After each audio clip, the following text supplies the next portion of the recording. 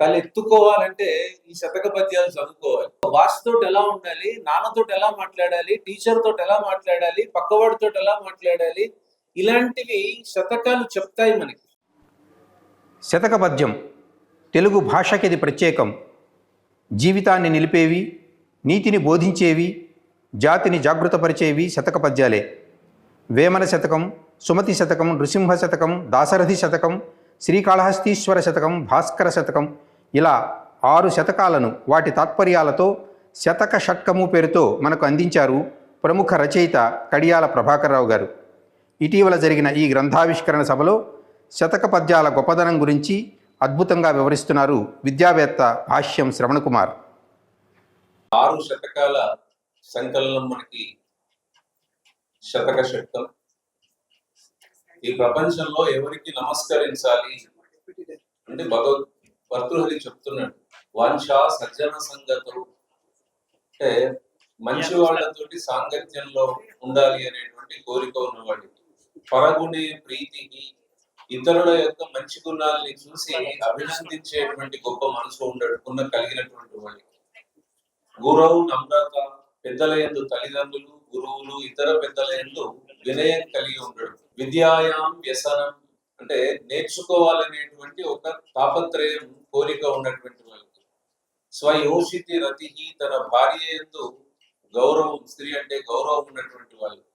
లోకాపవాదాత్ భయం, లోకం ఏమైనా నన్ను చెడుగా అనుకుంటుందేమో అని భయం ఉన్నప్పుడు మనం చెడు పని, పాప పనులు చేయం. అలాంటి భయం ఉన్నటువంటి వాళ్ళకి. భక్తి శూలిని, ఆ ఈశ్వరుడి యందు భక్తి కలిగినటువంటి వాళ్ళకి.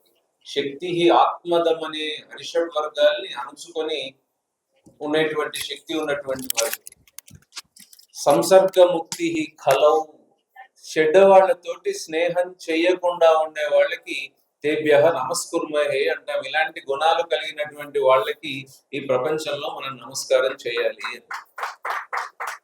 ఎందుకు చెప్పానంటే ఈ శతకాలు కనుక చదువుకుంటే ఈ పైన చెప్పిన గుణాలన్నీ కూడా వస్తాయి పిల్లలు. ఇవాళ 50 దాటిన వాళ్ళకి శతకాల గురించి చెప్పాల్సిన అవసరం లేదు. మనకి గ్రామాలలో చదువు రానటువంటి కొంతమంది రైతులకి కూడా కొన్ని శతక పద్యాలు నోటికి వస్తాయి. ఇవాళ పెద్దల్ని గౌరవించాలని సపరేట్ గా కొన్ని తరగతులు చెప్పాల్సి వస్తుంది పిల్లలకి. వినయంగా ఎలా ఉండాలో చెప్పాల్సి వస్తుంది. తల్లిదండ్రులకు కూడా చెప్పాల్సి వస్తుంది. ఎందుకంటే ఇప్పటి సమాజంలో ప్రజెంట్ తల్లిదండ్రులకి వాళ్ళకి రావు పాపం. ఎందుకంటే ఉద్యోగ ధర్మంలో పడి, టీవీ సీరియల్లకు అలవాటు పడి, నెక్స్ట్ ఇప్పుడు సెల్ ఫోన్ వచ్చిన తర్వాత వాటికి అలవాటు పడి తల దించుకొని ఉండేట్టుగా ఉంటున్నాం. ఎందుకంటే సెల్ ఫోన్ చూసేవాళ్ళు తల దించుకొనే ఉంటారు. తల ఎత్తుకోవాలంటే ఈ శతక పద్యాలు చదువుకోవాలి. తల్లిదండ్రులందు దయలేని పుత్రుడు పుట్టనేమి వాడు గిట్టనేమి అని గనక మనం నేర్పించుంటే వృద్ధాశ్రమాలు మూతపడతాయి ఈ దేశంలో. ఎక్కడైతే మనం మాతృదేవో భవ, పితృదేవో భవ, ఆచార్య దేవో భవ అని, అతిథి దేవో భవ, తెలువని వాడు కూడా దేవుడే. ఇంకా ముందుకెళ్తే ఏది దేవుడు కాదు చెప్పండి? భగవంతుడు సృష్టి మొత్తము దేవతా స్వరూపమే మనకి. ఒక రాయి, రప్ప, పుట్ట, చెట్టు, గుట్ట, పాము, ఏది కాదు చెప్పండి? అన్ని పశుపక్షాదులు మనకు దేవతా సమానమే, వృక్షాదులు దేవతా సమానమే, నదులు దేవతా సమానమే. అగ్నికి దండం పెడతాం, వాయువుకు పెడతాం, నీళ్ళకి పెడతాం. ఇట్లా మనం, ఇది మన సంస్కృతి.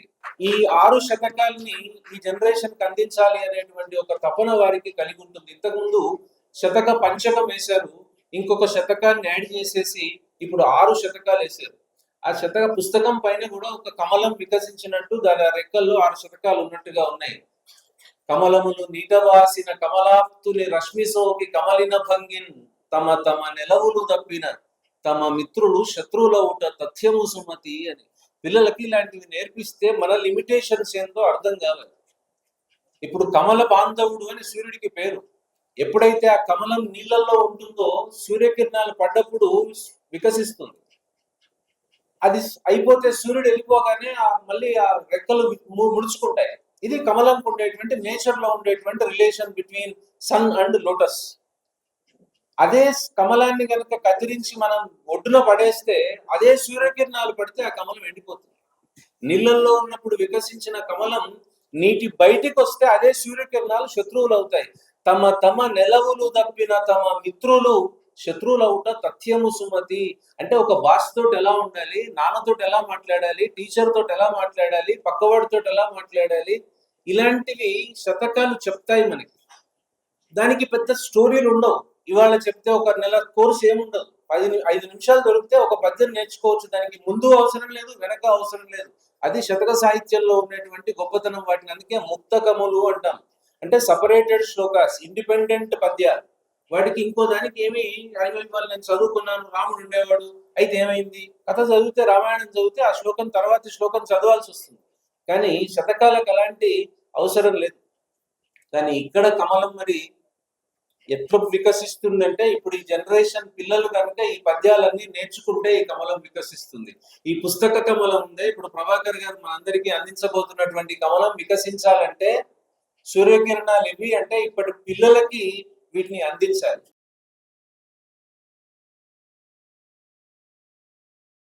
Like, share and subscribe to Rachana Journalism channel.